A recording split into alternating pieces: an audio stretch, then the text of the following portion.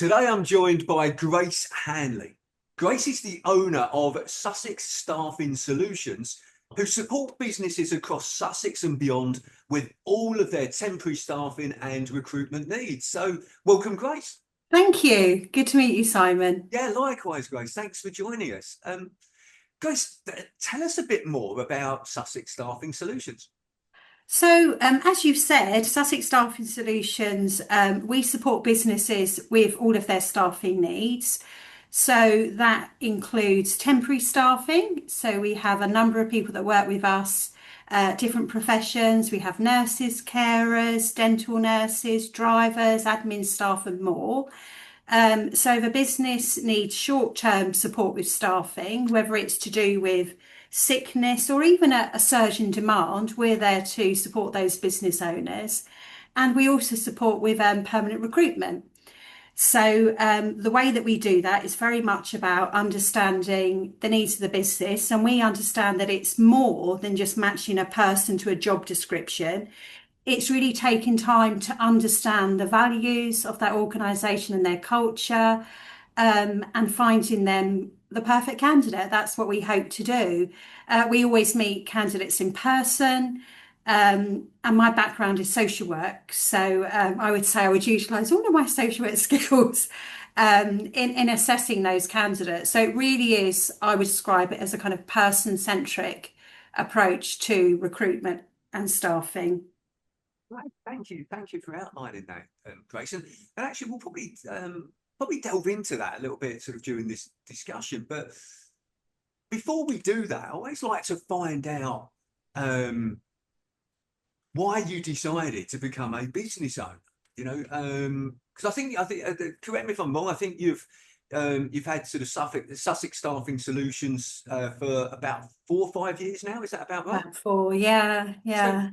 so why did you decide to become a business owner? So for many years, I worked in adult social care. I qualified as a social worker in 2000. I'm still a registered social worker, and worked my way up to a senior leadership position.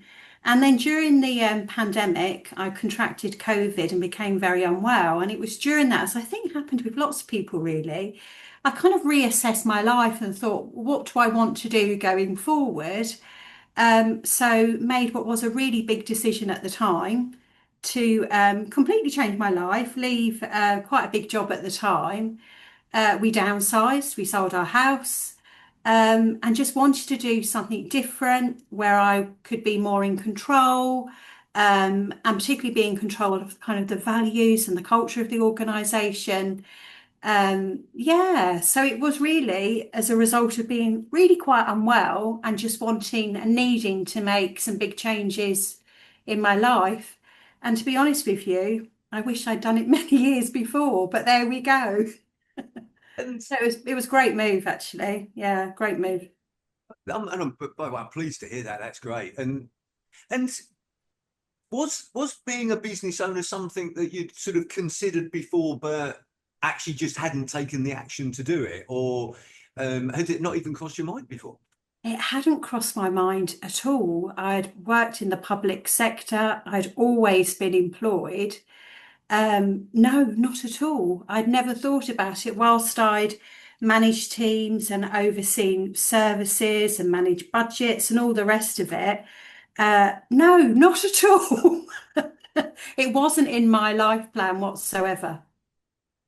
Isn't it? 'Cause- and that's why I'm always interested to find out, how people got into business and why they started. So, okay, and let's delve into a little bit into something you sort of said at the beginning about matching the employees, not just having the right sort of skills to do the role, but you make sure that they're matched with their values and their Yeah. culture. So, from your perspective, how important is it to make for a business to ensure that their employees not only have the right skills, but they fit with the culture and values of the business? It's absolutely essential. It's absolutely essential.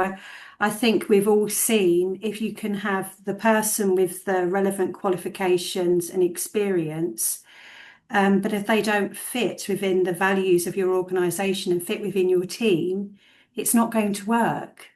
It can cause disruption, it can cause lots of stress for the business owner and also their team. And ultimately, it can cost businesses money because time is money, as we know. So, and also for that candidate. So it's, of course, for the business owner, but it's for the candidate as well. Because, we all spend many hours in work. And we want people to be happy. It sounds kind of corny, but it's true. A happy member of staff is usually very productive. You want someone that's going to contribute to that business. So it's vital. It's vital, which is why I said before about what I would describe as a person-centric approach. And it's taking the time to get to know the candidate, which is really important. So I spend time with them. I go through the job description, all the rest of it. But I also spend time kind of more informally getting to know people. I always go into the business and spend time in the business as well, not only meeting with the directors or the managers, but just kind of observing and see how people interact with each other, what it feels like to me to be there. I ask the people that work in the business, and it's a difficult question sometimes to answer, but really what I'm trying to get to is kind of describing the culture of that organisation. So you can break that down and say, okay, what does it feel like to work here? How would you describe to another what it feels like to work here? Give me a sense of your day. And that usually kind of extracts the information that you need, as well as being in the business, observing and getting a feel myself. But it's vital that you're getting the right person that fits within that And company. it's Otherwise, interesting. it won't work and it will cause a whole heap of problems, which by taking the time, as I say, to understand and get to know the candidate and understand the business, you can usually avoid. Yeah, look, it's interesting what you say there, Grace, that you're asking those questions to find out what their culture and values are. How many businesses that you go in actually have a documented um, values and culture statement within their business? Because I know, by the way, I know you have, you've got it on your website. Yeah. But how many businesses that you go in actually have, right, okay, well, this is our culture and value statement, Most do. right? Most do. So I'd be looking at that, but I'm more interested in hearing from the team itself and the people that work there That was going to because, be my second question yeah, in terms of, so great that they've got a culture and value statement, but then how does that match with how the employees see it? And indeed, do the employees know that there's actually a culture and value statement? Because it's all very well, isn't it, yeah. having up on the wall or a document put in a drawer that this is our values, but it's a different thing, isn't it, about having that embedded in in this team, in the business. And in Um, my experience, it's a kind of a range of that. So sometimes you might go in and you say, oh, you've looked at the website or you've looked at the documentation, and then the people you talk to know nothing about it at all.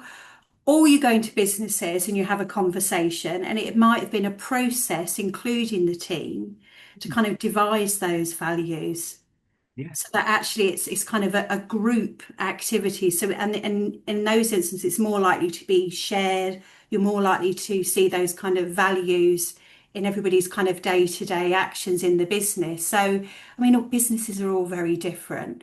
But so it's a range really. Sometimes people can absolutely tell me and say that this is what we're set up to do, this is how we operate, and these are our values. But observing behaviours, spending a wee bit of time with people, and doing that as much as I can in a really relaxed kind of manner. yeah. So it shouldn't feel like I'm interviewing people. It should be, oh, I'm just here to have a kind of a bit of a chat, find out a wee bit more about what you do. So the more relaxed I am with people, then hopefully in turn, the more relaxed they are with me. And in that way, you kind of elicit the kind of information or those key things they might say to you to give me the information that I need. Because it's not only the business owner, of course, they're more likely to tell you exactly what's written on the document or on the website. It's a great It's kind of getting that honest view both from my own observations, but also by having a chat with people, Yeah, just there's a understanding a little great bit more about what they do. there's a great slide in the Netflix slide deck. I don't know I don't know if you've seen it or if anybody listening or watching this has seen it, but if you Google the Netflix slide deck, there's about 120 odd slides about Netflix values and culture, etc. So it's a great document to read. It's really interesting to understand. But one of the slides that stands out from that, me, it sort of says, it's got a slide that says these were the values and culture of a particular business, and it's got things like integrity, honesty, and those sort of things, and it's got a picture of them up on the wall in reception. And then the next picture is the executives and the senior team being led out of that business by the police, by the FBI, in handcuffs. Oh That gosh. business, by the way, was Enron. And it's really interesting that the values and culture up on their wall was honesty, integrity. But even at the very top level, the executives, etc., weren't living those values and culture. They were just nice words on the wall. Yeah, yeah. So yeah, what I like what you've sort of shared there is that it's really important not just to have, firstly, you've got to have a values and culture statement, but secondly, it's about embedding it in the business so that the staff live and breathe it and understand it and work to it. And that should be part, if you've got a new member of the team joining you, it should be part of their induction. It should be part of your one-to-ones. It should be something that you perhaps talk about in team meetings occasionally. Performance reviews, it needs to be embedded in all, not something which is kind of separate, stuck on the wall, but actually integrates into all that you do. Because it's your absolutely, approach, isn't it? Yeah. I like the point because you're absolutely right. It should be embedded in all of those sort of things. But actually, the point that you made at the very beginning of this is it should be embedded in the recruitment process. So actually, and it'd be interesting to know how many companies that do their own recruitment actually incorporate their values and culture and ask questions to understand whether there's a fit between the values and culture of their organization. Yeah, yeah. So I like the fact that you've highlighted actually should be used before they even become an employee, let alone embedded once they become an employee. And also, when you're saying about the recruitment process itself, I mean, not all business owners are confident, for example, of interviewing people. Some are very confident, others aren't. But actually, those values should be embedded in the questions that you're asking or the scenarios that you're presenting to the individual that you're meeting. And in terms of that recruitment process, I always advise business owners, and that kind of interviewing process I can also support with them if they want me to. It's about, how to get the best out of the person and how you're really going to get to know somebody in quite a short period of time and kind of elicit those values. So are they really going to fit within the business? And there's different ways of doing that, which includes inviting them in for an informal conversation beforehand. That's really important because then they're not under the kind of the pressure of that kind of more formal interview. Then it gives you the opportunity to observe them, how they're interacting with your team. All of those kind of softer interactions, softer communication, gives you a lot of really important information, particularly if it's kind of a front-facing, customer-facing role. You need to know that. You need to know how they're communicating with others, how they're interacting. If it's a kind of a very kind of IT backroom type job, that may be less important, but nonetheless, you'd want to see how they're likely to engage and interact with other members of the team. So it's vital. So yes, it's important in terms of your initial conversations, your interview, your induction, and then your ongoing kind of performance management support of that member of staff. That's the best way to get the best out of those employees and ensuring that they are working in the way that you need them to work and reflect your values as an organisation. Yeah, it's vital. It's vital. Absolutely. Well, look, let's talk a little bit more about you and your business, Grace. What's the biggest challenge that you've faced being a business owner over those years? In your business, what's the biggest business that you've faced? I think it's a challenge, but it's something that I work at. I think particularly, I suppose for all businesses, but I might say particularly of recruitment, it's the trust that you have to kind of achieve with the people we're working with. So if it's a new contract we've got, I mean, and trust is earned, as we know. So, and employing the wrong person, as I said before, can cause absolute chaos, be very stressful and cost money. So, I don't know if that's a challenge, but it is always at the beginning because people have to get to know you and trust you. But you do that, you evidence your work, don't you? So it's by your results, of course. Okay, so building. Um, So when you say building that trust, is that with the your clients that decide to use you to do Yeah, I that? think so. I think so. So, and if you're going to be recommended word of mouth, that's brilliant because then you've got somebody that they know. Um, that's why it's really important to spend time inside the business for the reasons I've said already, but also to really show that you care about what you do, that you will absolutely take the time to understand what they need, and they can see you doing that.